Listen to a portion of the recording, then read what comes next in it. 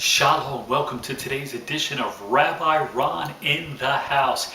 Here we are, Tree of Life Bible, digging into the book of Acts. The end of Acts chapter 4 we saw last week there that what happened, people had real community, they cared for one another, and so that as there was need, people would sell their homes and give all the money to the leaders, and they would then have for the money to take care of the needs within the community. God provided, He moved the hearts of the people to care for one another. Well, this week we're digging into Acts chapter 5, and it picks up where 4 left off here. All of a sudden it says here in the beginning of 5, on the other hand. Now there were some people here that were moved by God to care for one another, and so they sold their homes and so that the leaders could take care of people. But it says here was Ananias and his wife Sapphira.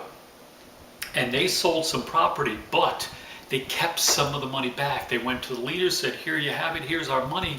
But they lied to them. They sat there and said, here's all the money we got for selling our house.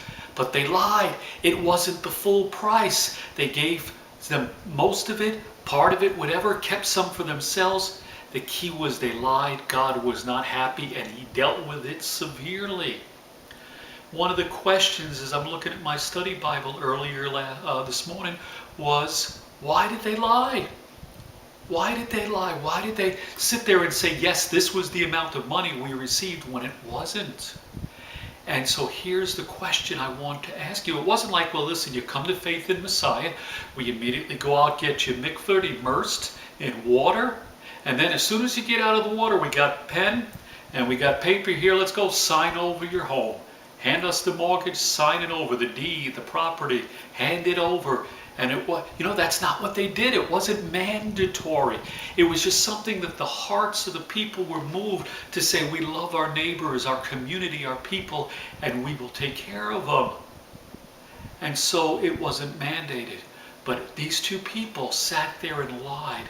And as I thought about it, the thought that came to my mind was somehow they felt they had to do this, or they would be looked at poorly. People would sit there and say, oh, those two, they're not really spiritual. They wouldn't give up all their money, or they don't really like us then. Oh, we gave our thing because we showed we love, but if they're not giving up all their money, they must not really like us, love us, care about us, and they don't care if we suffer and go homeless and hungry or anything like that. And maybe in their minds stuff like this was going on, and so they felt like that they couldn't just say, well, gee, we got a little need, and so, but here we can gladly give this. They felt like they had to impress somehow, satisfy, and meet expectations of other people, and so therefore moved to lie. That's a thought that came to my mind. I want to ask you, if you've got any ideas, why did they lie about this? Please go over to the comment section, drop me a note, tell me what you think. All of us would love to know. Key is here, don't lie to God.